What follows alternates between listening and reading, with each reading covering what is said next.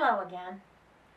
So, today I'm going to be talking to you a little bit about classroom discipline.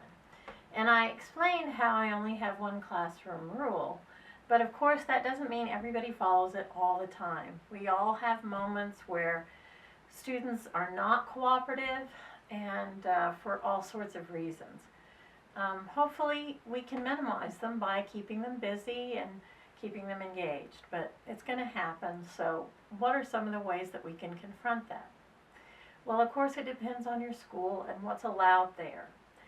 So what I'm going to talk about is a set of corrective measures that I was allowed to use in the schools I worked in, but may or may not work for you. But I'll explain why I used them and why they worked for me, I think, so that if you decide to try one, it might work for you. I'm going to start with the timeout. Almost everybody who's ever heard of correcting children, training children, has heard of timeout. And timeout means they have to go and sit somewhere or stand somewhere and be alone and consider what they have done. So, timeout. How did I do it? Well, I sent them into the hall to stand by the door. If I had a student who was being disrespectful, or as my mother used to say, sassy, they had to go out and stand by the classroom door and wait for me. And the thing is, I'll tell you a secret. While they were out there, I was, even though I was continuing the class as if nothing was bothering me, I was internally praying for guidance on how to deal with the situation.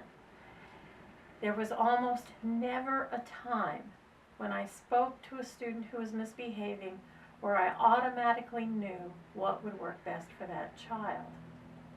I always, always, always needed guidance from the Holy Spirit in this situation. And so I asked for it. Then, when I'd go out in the hall, whatever discussion we had was going to be private, just me and the student, not something that would expose them and me to the criticisms and the judgments of the students in class. Now, that's a very important thing to do, because oftentimes a student who's being disrespectful or unpleasant might be having a bad day because of something other than what's happening in the classroom, and we all know that. We all have been in situations where something outside the moment of suffering caused the moment of suffering, and I think possibly one way that we can deal with that is by going ahead and trying to be respectful of the humanity in the other person. The other thing I would do when I would go out is they always got to speak first. I always allowed the student to speak first. A lot of times, by the time I got out there, they were ready to apologize and say they wouldn't do it again, that they didn't want a talking to. Because of course, when I talked to them, I would use my wits and my access to the supernatural to really make them feel lousy. And they did.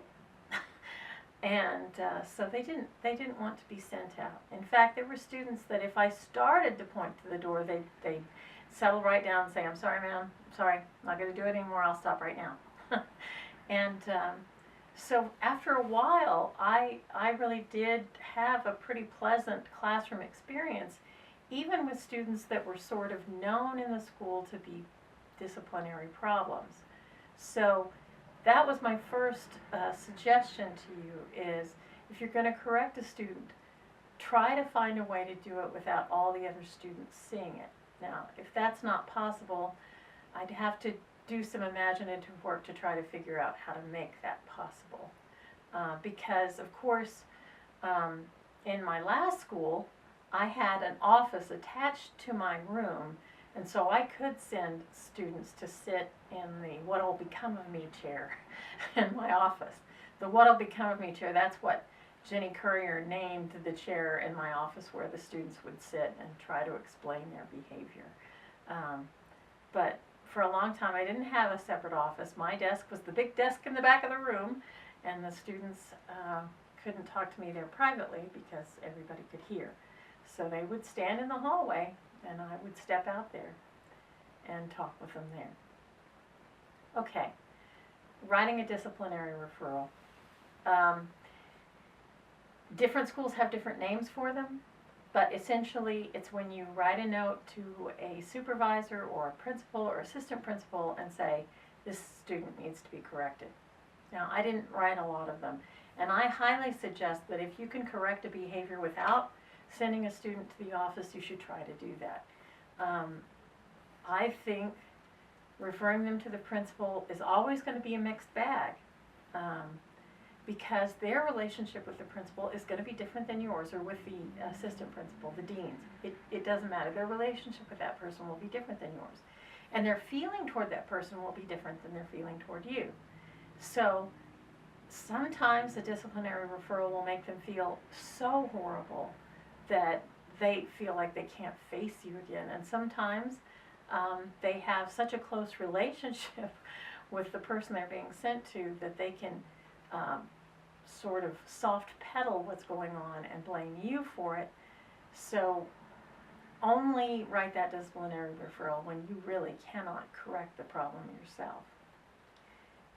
Immediately after, if you possibly can, immediately after you've sent a kid to the office, at the end of that hour, if possible, at the end of that time of day, like if it's lunch hour next, or the lunch hour comes, go during lunch hour. If the end of the day comes, go the minute you can to talk to the principal about what was said and what was done, because you need to follow up on that. You cannot expect the principal to come and follow up on it because you have no idea how much that person has had to deal with during the day. You need to do it. You sent the referral, you need to go down there and talk about what happened. I found that my administrators really appreciated that because it showed that what I was doing was very much aware of their situation. A teacher who writes a lot of referrals and does not come down to the principal to visit about it is automatically setting themselves up to be in an antagonistic relationship with the principal, because the principal is not as frustrated by the student as the teacher is. They can't be. They haven't been dealing with it. So you need to make sure that you and the principal know what you're thinking. It's often referred to as being on the same page.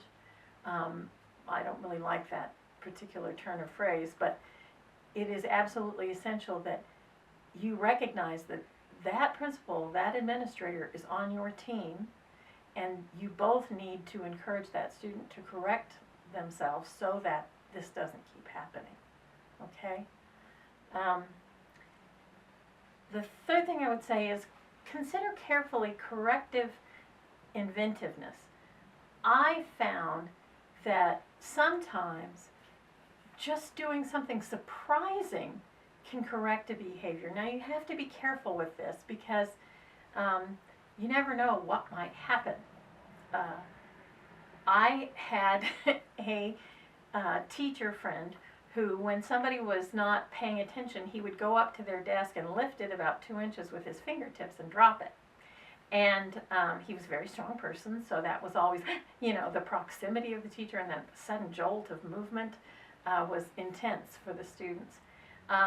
Which, okay, if it works, as long as the student doesn't get frightened and call the superintendent, feel like they've been bullied in some way or something like that, that can always happen. I had a group of students once that absolutely could not control their talking. It was just an interesting combination of young people. It was 30 kids in a writing class, and they could not stop talking. And it became a sort of little us versus her situation where they thought it was funny that I would try to get them to quiet down, and they wouldn't quiet down. And so finally, I said, all right, this is all of you. This is not one or two. This is the whole class. You guys are cooperating in this way. I'm going to change the dynamic. And so for a week, I didn't say a word to them. I wrote every note on the board. I would fill up the front boards completely and go back and erase and keep going until the end of the hour. We wrote the entire time until finally one of the ringleaders came in and said, please, you've got to stop. This is so hard. So being imaginative, being creative can be helpful, but you've got to have the will to carry it through. You cannot threaten something and then not do it. If you say you're going to write on the board every day and then you stop immediately, you've made a terrible error. Okay? You've undercut your own word and you've undercut your own authority. So never threaten. Simply do. If you say you're going to do it, do it. And don't say you're going to do it if you don't intend to. So try to be as consistent and imaginative as possible when teaching and when correcting students. The last thing I'll say is there are going to be times when you're going to make mistakes in correction. That's just going to happen. Hopefully they'll be fixable and easy mistakes to deal with. You're not to correct a whole class if one kid makes a mistake. Keep that in mind. That's just not fair. And students are they have their antenna out for not fair. So try to avoid being unjust. The second thing, or the 50th thing, I don't know, I shouldn't do that. I'm always doing the second thing and letter B, whatever. Anyway, when you're correcting people, when you're trying to get them to behave properly, remember that encouragement is powerful, even from somebody you don't like. Even a kid who doesn't like you, if you say, wow, you're doing an awesome job, you know what? They respond to that. The vast majority of human beings, if they're told they're doing well, they like it. They want to hear they're doing well. So tell them they're doing well. Correction is oftentimes really about recognizing the humanity in a young person and encouraging that young person to be their best self. That's all it is. As long as they are learning to cooperate, they're learning to behave. And that cooperation is very valuable. And so when it happens spontaneously, man, you gotta let them know. That's the animal in us responding, right? That's why when dog trainers train a dog to do a behavior and they do the behavior, it's good boy, good dog. That's so powerful that it works on our most basic selves, our, for lack of a better term, lizard brain. So encourage people when they do the right thing, let them know, especially if it's someone that struggles to do the right thing. Well, that's it for today. There's a lot more I could say about correction, and I will talk about it more, I'm sure. But for today, timeout and encouragement are your two best tools in the toolkit. Hope to see you again. Tomorrow I'll be reading from one of my favorite novels, Moby Dick. And I hope you have a gorgeous day, you gorgeous people.